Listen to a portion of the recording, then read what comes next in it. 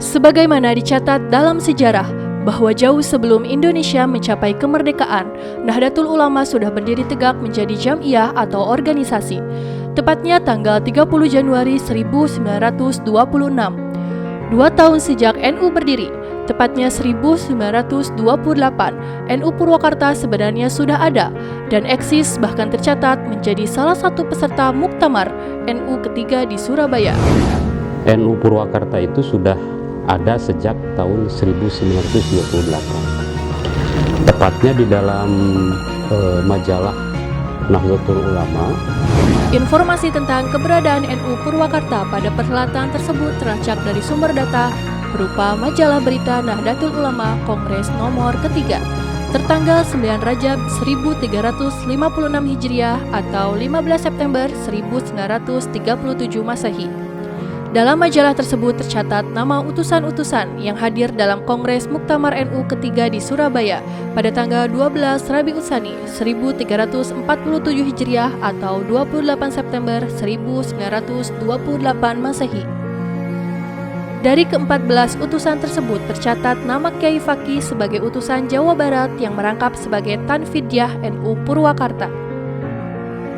1 tahun seusai perhelatan pemilu, tepatnya tahun 1956, PCNU Purwakarta memperkuat kelembagaan dengan mendirikan Persatuan Petani NU atau Pertanu. Hal itu terlihat dari adanya arsip surat keterangan pengurus besar Pertanu tertanggal 21 Juli 1956 tentang pengesahan pengurus cabang Pertanu Purwakarta. Dari penguatan kelembagaan ini, laju dinamika NU Purwakarta semakin menggeliat.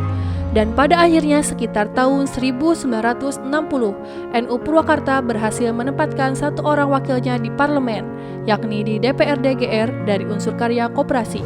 Yang paling menarik adalah ternyata hampir pada tahun 1960-an itu juga di Purwakarta itu sudah berhasil dibentuk adanya Persatuan Petani NU, Pertanu. Jadi PB Pertanu, Persatuan Petani NU itu menerbitkan SK yang diterbitkan khusus untuk membentuk Pertanu Kabupaten Purwakarta.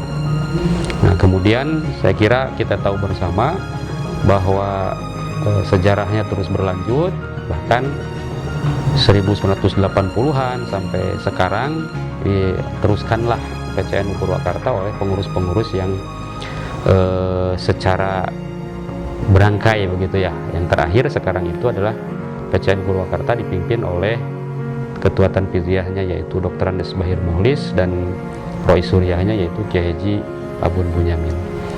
Jadi dari perjalanan itu semua saya kira PCNU Purwakarta telah mengalami perjalanan panjang sejarah. Kalau NU itu dilahirkan 1926, maka NU Purwakarta itu tidak jauh dari pendirian NU tersebut, hanya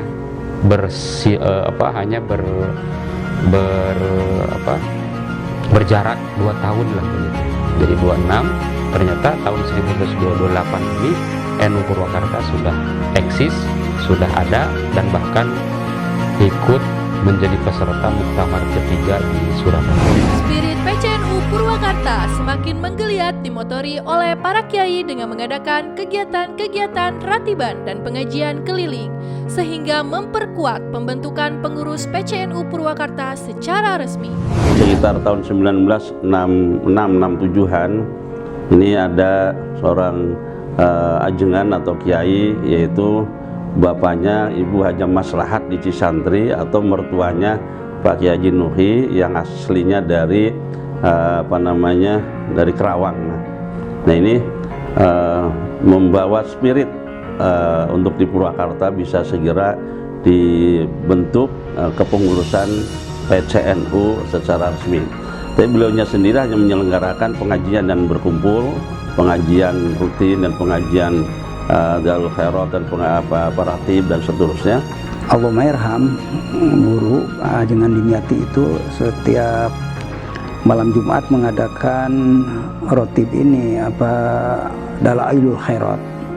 Dan dari Holarot itu masing-masing ada yang minta di rumahnya. Seiring berjalannya waktu, NU Purwakarta semakin berkembang sehingga terbentuklah Badan Otonom Nahdlatul Ulama yang dimulai oleh Gerakan Pemuda Ansor.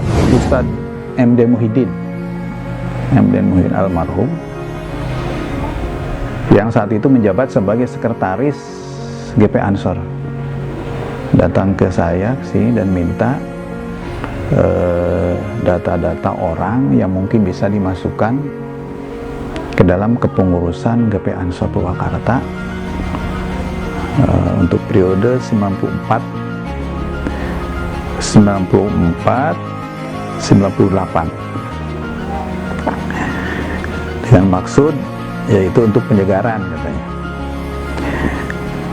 Namun saya bertanya, kan di dalam Ansor itu selaku organisasi yang sifatnya nasional, tentu ada cara atau mekanisme dalam pemilihan pengurus. Kata beliau, sudahlah katanya, situasi seperti ini dianggap ribet gitu. Kata saya, kalau umpama konferensi ini tidak diselenggarakan, kepengurusan Ansor akan terus begini. Gitu. Dan memang ukuran organisasi yang berkembang lebih maju menurut saya adalah adanya proses evaluasi sekaligus proses pemilihan. Sama seperti di dalam koperasi juga. Sebuah koperasi yang maju adalah koperasi yang bisa menyelenggarakan RAT gitu, rapat anggota tahunan. Nah, apalagi GP Ansor. Kemudian saat itu beliau setuju bahwa nanti mungkin harus konferensi.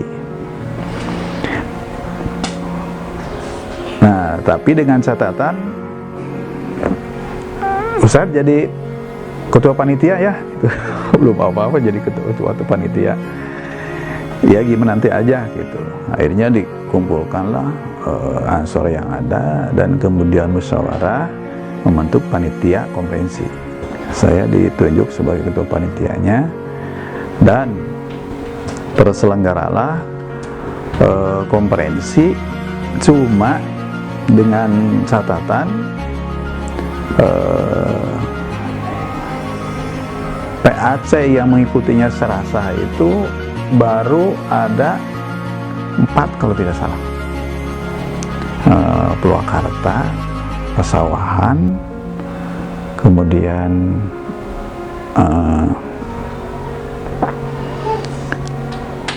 Campaka kalau tidak salah, dan Pleret saat itu. Sisanya saya berinisiatif untuk mengundang santri-santri pesantren gitu, dengan judul studi kepesantrenan gitu. Padahal maksudnya itu untuk menjadi peserta dulu itu. Karena saat itu saat Orde Baru, jadi masih banyak orang yang takut lah gitu, takut untuk aktif di NU sebagai organisasi yang saat itu meski mendukung kebangsaan dan lainnya gitu, tapi dianggap diametral dengan pemerintah saat itu, yaitu Orde Baru. Tahun 2000 mengawali gerakan Generasi NU Purwakarta yang dimotori oleh Gerakan Pemuda Ansor. Dari sanalah Banom-Banom NU di Purwakarta semakin berkembang pesat hingga hari ini. Informasi setelah Kang Haji Hafaz itu ke Habib Hussein. Awalnya memang Ansor dulu. Jadi awalnya Ansor dulu, fokus kita Ansor dulu. Setelah Ansor baru terbentuk IPNU, IPPNU, Fatayat, HMPMI. PMI itu tahun 2003 kalau tidak salah, mulainya tahun 2003. Generasi pertamanya itu Ramlan, Idris, Mahmud, dan banyak-banyak lagi. Yang sini juga makin banyak. Jadi itu tadi soal NU merespon situasi, bagaimana bisa terus menjadi bagian dari proses dinamika berbangsa dan bernegara. NU Purwakarta diharapkan untuk menjadi pionir dalam mengatasi kondisi kekinian di Purwakarta. Kami, generasi muda Nahdlatul Ulama, berharap ada komitmen dari semua jam'iyah dan jamaah Nahdlatul Ulama agar berpegang teguh pada asas konun asasi gerakan kita dan tetap berpegang teguh pada tradisi-tradisi keagamaan dan sosial kita, serta berpegang teguh pada komitmen keyakinan kita terkait dengan Ahlus Sunnah wal Jamaah. Karena tanpa pegangan teguh itu, kita mungkin akan menjadi bagian yang tersingkirkan dari proses seleksi alam ini. Dan kita berharap jamaah dan jam'iyah Nahdlatul Ulama menjadi pionir bagi proses penanggulangan dan penyelesaian kondisi kekinian masyarakat di Purwakarta. Kita hari ini akan menghadapi berbagai macam persoalan pangan, berbagai macam persoalan politik, berbagai macam persoalan ekonomi, berbagai macam persoalan sosial. Kita hari ini berusaha untuk mengembangkan apa yang kita pahami sebagai innama bu'istu liutammima makarimal akhlak, bahwa Nahdlatul Ulama dengan seluruh bagian yang ada di sekelilingnya harus menunjukkan adab, akhlak atau good karakter, sehingga menjadi bagian sosial dari masyarakat Indonesia yang mutamadin, yang maju, yang sejahtera, yang bahagia, yang beriman dan bertakwa. NU di Purwakarta memiliki peran penting dalam menyejukkan masyarakat dan melahirkan situasi damai, aman, dan kondusif. NU di Kabupaten Purwakarta dalam tatanan berbangsa dan bermasyarakat sungguh besar peranannya. Kalaulah warga Nahdiyin demikian banyak di Kabupaten Purwakarta, dalam keadaan kacau balau pikirannya, ucapannya, perbuatan dan tindakannya, maka Kabupaten Purwakarta akan kacau balau juga. Tapi berkat bimbingan dari Kiai Ulama Nahdlatul Ulama, kalangan Nahdiyin di masyarakat hidup dengan baik, dengan tenang, sehingga terjadi kehidupan yang kondusif dalam bermasyarakat. Inilah peran serta para Kiai di NU dalam rangka membangun masyarakat yang kondusif, yang baik, yang tenang, yang bisa memikirkan bangsa ke depan. Mudah-mudahan peran NU terus berkiprah dalam tatanan bermasyarakat dan bernegara. Itu saja dapat kami sampaikan. Allahul muwaffiq ila aqwamit thoriq. Wassalamualaikum warahmatullahi wabarakatuh. Cintamu dalam imanku, jangan halangkan nasibmu. Bangkitlah hai bangsaku.